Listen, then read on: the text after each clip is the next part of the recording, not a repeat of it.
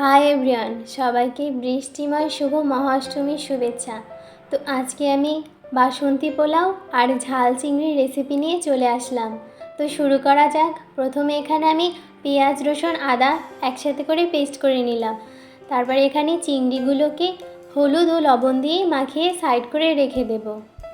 এরপরে চুলায় প্যান বসিয়ে তেল গরম করে এতে চিংড়িগুলো একে একে ভেজে নেব। চিংড়িটা ভাজা হয়ে গেলে এটাকে উঠিয়ে নেব। চিংড়িটা ওঠানো হয়ে গেলে এই তেলেই আমি গোটা গরম মশলা দিয়ে দেব। গরম মশলা দিয়ে এতে পেঁয়াজ, আদা, রসুনের পেস্টটা দিয়ে ভালো করে ভেজে নেব। পেঁয়াজটা একটুখানি ভাজা হলে এর ভিতরে আমি জিরা বাটা দিয়ে দেব। জিরা বাটা দিয়ে এটাকে একটু ভালো করে ভেজে নেব। তারপরে এতে জল দিয়ে দেব।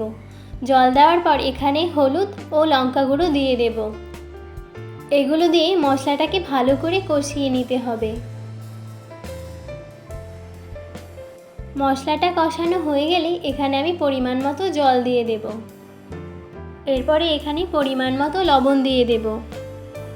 জলটা ফুটে উঠলে এখানে মাছগুলো একে একে দিয়ে দেব।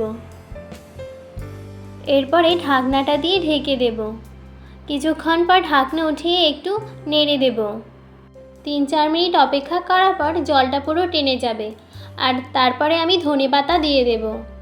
এরপরে একটু পরে গরম মশলাটা দিয়ে নামিয়ে নেব, কারণ মাছটা হয়ে গেছে। চিংড়ি মাছ তো হয়ে গেল। এরপরে আমি এখানে বাসন্তী পোলাও বানানোর জন্য চিনি গুঁড়া চাল নিয়ে নিলাম।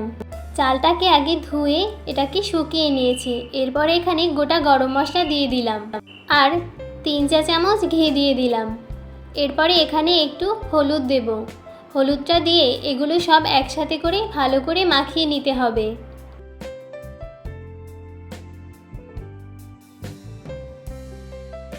মাখানো হয়ে গেলে এটাকে আমি 1 ঘন্টার জন্য ঢেকে রেস্টে রেখে দেব। এরপরে কড়াইতে তেল দিয়ে দেব। তেলটা গরম হলে এখানে আমি কাজু বাদাম আর কিশমিশ দিয়ে দিলাম। এটাকে হালকা ভেজে নিতে হবে। এটা ভাজা হয়ে গেলে এর ভিতরে সেই মাখানো চালটা দিয়ে দেব। চালটা দিয়ে খুব ভালো করে ভাজতে হবে। অল্প কিছুক্ষণ ভাজার পরে এখানে আমি জিরা আর আদা বাটা দিয়ে দিলাম। এরপরে চালটা ভাজা হয়ে গেছে, তাই আমি 4 কাপ জল দিয়ে দিলাম, কারণ এই কাপটার 2 কাপ চাল নিয়েছিলাম আমি। এরপরে জলটা ফুটে উঠলে এর ভিতরে স্বাদমতো লবণ, 2 চা চামচ চিনি দিয়ে দেব। এরপরে এটাকে একটু নেড়ে ঢাকনা দিয়ে ঢেকে দেব। 5 থেকে 7 মিনিট পর এর ভিতরে আমি কিছু কাঁচা লঙ্কা দিয়ে এটাকে আবার ঢেকে দিলাম। 3 মিনিট পরে ঢাকনা উঠিয়ে দেখি পোলাও পুরো তৈরি হয়ে গেছে। তো এটাই ছিল আমার আজকেকার দুটো রেসিপি। যদি তোমাদের ভালো লাগে তাহলে অবশ্যই কমেন্ট করে জানিও। আর সবাই কেমন পুজো কাটাচ্ছ সেটাও কমেন্ট করে জানিও। ভালো থেকো সবাই।